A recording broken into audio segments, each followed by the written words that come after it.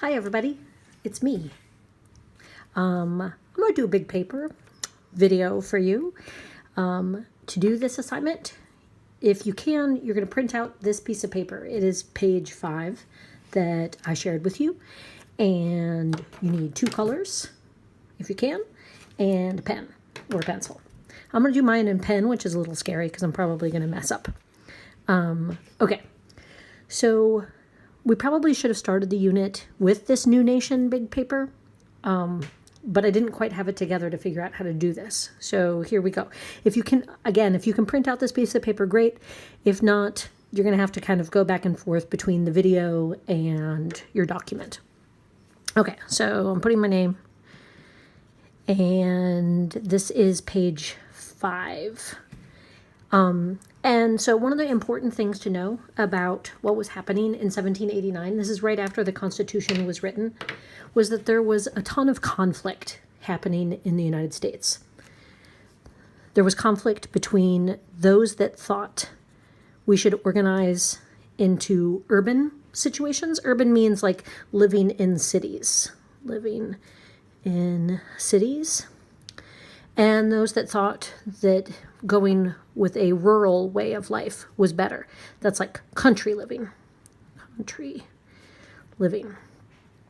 There were some people, and there was some conflict between people who were more agrarian. That means a belief in agriculture. And there were some, in opposition to that, who wanted us to have more of a focus on manufacturing. I think I totally forgot how to spell while we've been away from each other. Not that I ever knew how to spell. I'm just saying. All right, manufacturing and industry. Like, there was, oh, that's not how you spell industry. Sorry. Let's try that again. Industry. Oh, maybe I did spell it right. Okay, whatever. Some people wanted to have a strong central government.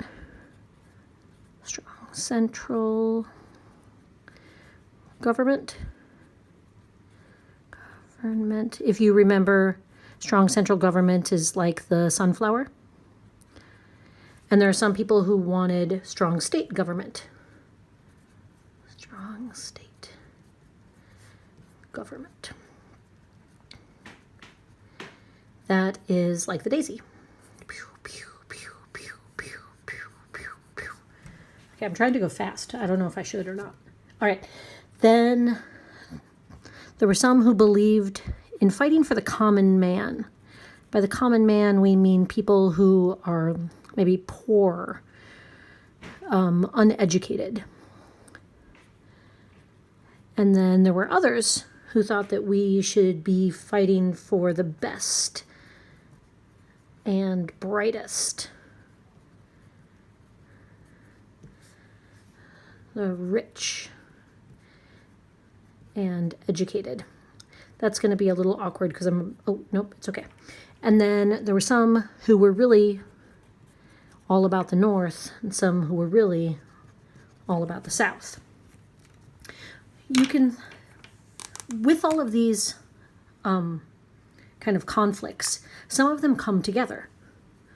The agrarian people, now I have my color, I'm using pink. The agrarian people are definitely the more poor and uneducated. They're the more common people. They live in a rural kind of country living way. They want the state governments to have the power, not the national government, because they don't trust it. And they tended to be from the South. Those people all came together to form a political party. Their political party, well, I'll say that in a second. All right. Then in blue, we've got the urban people who lived in cities. Those cities were predominantly in the north. They, in the cities, had factories and wanted to do manufacturing and industry. They thought that we should be governed by the best and the brightest, and they believed in a strong central government. These blue ones all come together to form a political party. I'm going to talk about I said farty, Okay, but I meant party. The blue ones all come together, and the political party that they form, so I'll just pause for a second in case you need to see this a little bit better. Okay. The blue ones all come together. For me, it's blue. For you, it might be some other color. But they come together to become the Federalists.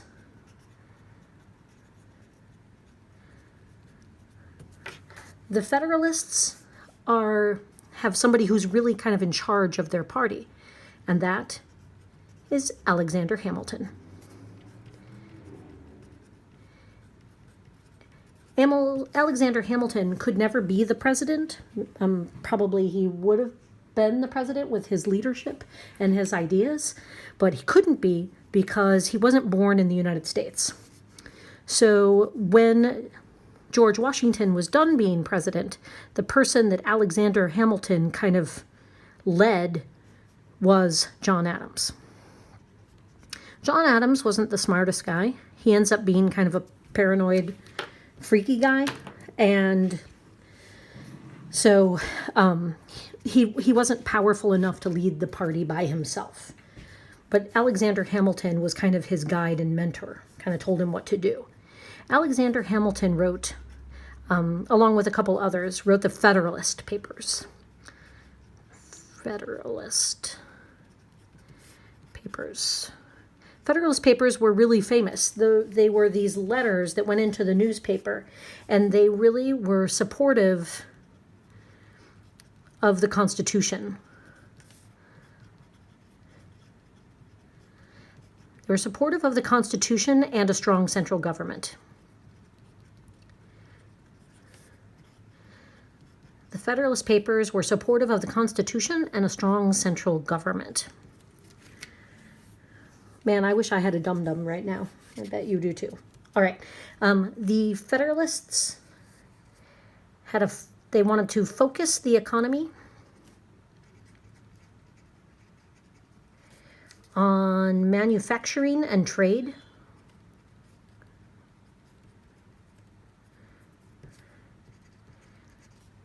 The Federalists wanted to focus their economy on manufacturing and trade. They wanted closer ties with England.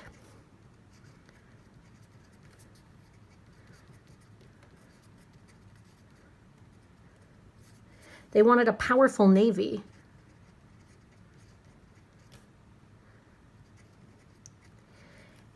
And they favored order and stability. Now, on the other side, there was a political party called the Anti-Federalists, but you got to write that small and write it up in the corner. Anti-Federalists. They soon decided that being the anti-anything was a bad idea for a political party. So they got rid of that name. And they gave themselves a new name called the Democratic Republicans.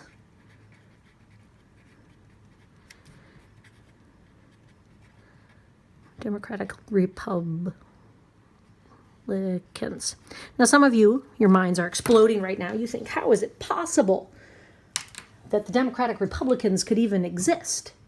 How could it be that the two political parties that we have today could be the same party? I know you're wondering this. It's crazy. But that's what they called themselves. Soon they're going to get rid of the Democratic part, and they're just going to call themselves the Republicans. You might remember we had a conversation a long time ago about how the Democrats don't get the word democracy. It doesn't mean that they're the Democracy Party and that the Republicans aren't. They're just words. And they took those words and turned them into names. So it's okay that they're the Democratic Republicans. It's okay. And it's okay that they changed that. All right, so the Democratic Republicans and then the Republicans, they are led by that other guy, Thomas Jefferson. Thomas Jefferson. Thomas Jefferson and his political party were opposed to a government that was too strong. to a government that was too strong. They thought Congress would overtax. Remember that part of the reason why they got rid of the King of England was because of all the taxes. So it's no surprise that they would be fearful of taxes with a new government. So they were scared about that. And they also thought that the president would be like a king. President, too much power. Like a king. And again, they just got rid of a king. They don't want a new one. They wanted to focus the economy, sorry, I misspelled it. Economy on farming and agriculture. They wanted closer ties with France. France was working really hard, of course, to have a democracy and to stop being ruled by the wealthy.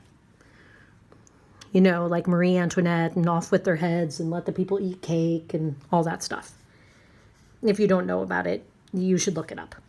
Anyway, they also wanted a minimal navy.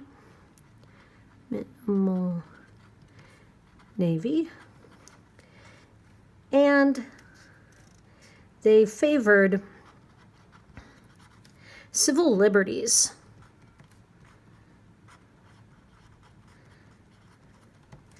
And trust in the people.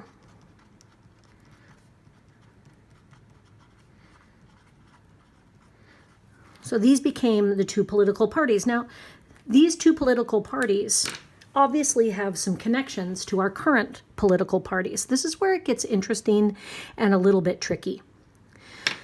The Federalists are most like our common day Democrats. And the Republicans are most like our common day Republicans. And the thing that makes that true is this belief in the strong central government or this opposition to the strong central government. What gets confusing for people is this idea where we have the socially liberal Democrats, and we associate that with this idea of trust in the people and civil liberties.